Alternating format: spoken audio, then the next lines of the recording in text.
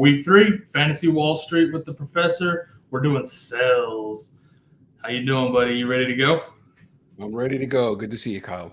Good to see you too, man. Who's your first guy?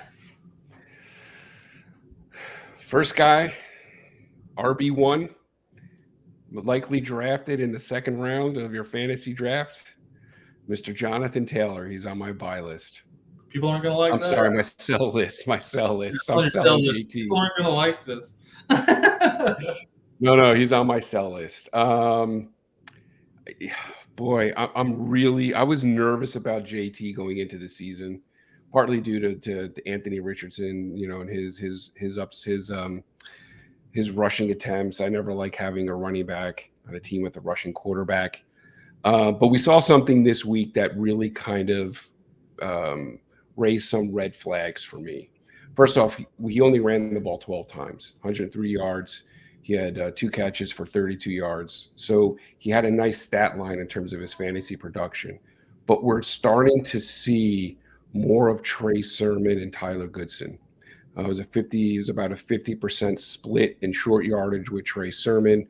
We also saw a lot of Sermon and Tyler Goodson in a 2-minute drill. We saw a lot of Trey Sermon on those third downs, those passing downs, and even on kind of just across the board, more of a 50-50 split between JT and the 2 other running backs. And so that has me concerned. And, reading between the lines, it looks like they're trying to protect Jonathan Taylor for a full season of football and want to kind of manage his workload, which is great for, I'm sure, Jonathan Taylor and for this Colts offense. But in fantasy, this is not what we want to see, not trending in the right direction. And so that's got me definitely concerned about him. Yeah, because coming into the season, I was pretty high on JT because I thought, even with Anthony Richardson, I'm like, he's going to get a ton of volume. And, well, now we're seeing maybe not so much. So while people aren't going to like seeing JT on the sell list, he belongs there. I agree with you. Yeah. All right. Who's your next guy? Well, I'm kind of surprised on my next guy. I'm going to give you another running back, but just the fact that he's on a high, in and of itself, has surprised me because not a player I would have kind of thought that I could be selling high, and that's Mr. Devin Singletary. I just am not a fan of owning running backs on poor offenses. Historically, your top 5 running backs do not come from the bottom 5 offenses in the league. Usually they come from your high-powered offenses. And we're seeing a similar type thing happen here. Tyrone Tracy, who is a much larger back, almost completely dominated the goal line touches. And for me, that has to kind of seriously knock Devin Singletary. I know he had a strong week this week. I'm not expecting that to continue on the season.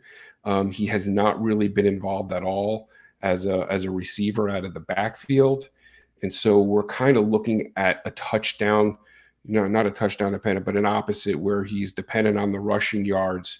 And we have kind of a reduced likelihood of him scoring touchdowns. And again, not involved in the receiving game to garner those PPR points. So kind of based on what we saw this past week, I'm going to use that as a sell high opportunity for Devin Singletary. Yeah, he had a big week this week, but they don't get to play Washington every week. So true, that helped. Yeah, sell high while you can for sure. He's definitely not one I expected to ever really get to this point either. But here we are. It's been a weird year, and it's only been 2 weeks. Yeah. Well, another quick thing too, just to kind of finish up the last stat, is it was almost a 50-50 split on third downs with Tyrone Tracy. So again, they don't really look at him as a receiving back. For me, all red flags, issues for concern, tells me that this production is a little bit more of a mirage than it is a reality. Yep, absolutely, 100% agree with you. Now we got one hombre left on the list on the chopping block.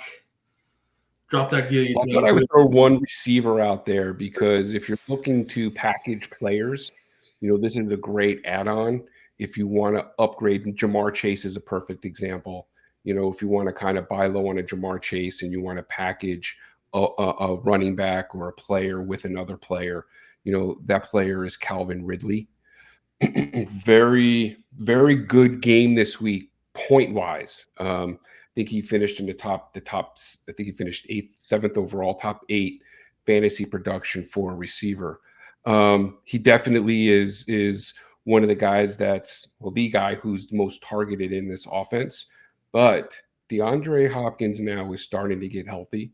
I believe that's going to start cutting into his target share and makes me nervous about Ridley on the season. This offense seems to really be struggling.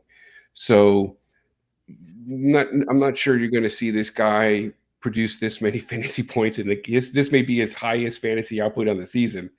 And I'm going to use an opportunity to try and flip him with another player and maybe upgrade at the receiver position for a player that gives me kind of more upside on the season. Yeah. You say this offense is struggling, but Will Levis is a dumpster fire right now. And yeah, I don't want a receiver that he's throwing at. Like, I don't want to be depending on Will Levis to get my guy the ball consistently. 100%. Yeah, I'm floating him out there. I'm trying to trade him. Yeah, I don't blame you one bit. Trade them while you can. Get rid of these guys ASAP. You got a little bit of time. These are the opportunities you look for. Yeah, you got a little bit of time before Sunday. Go get some upgrades. Win your week, win your season, win your championship. Good luck. We'll see you next week.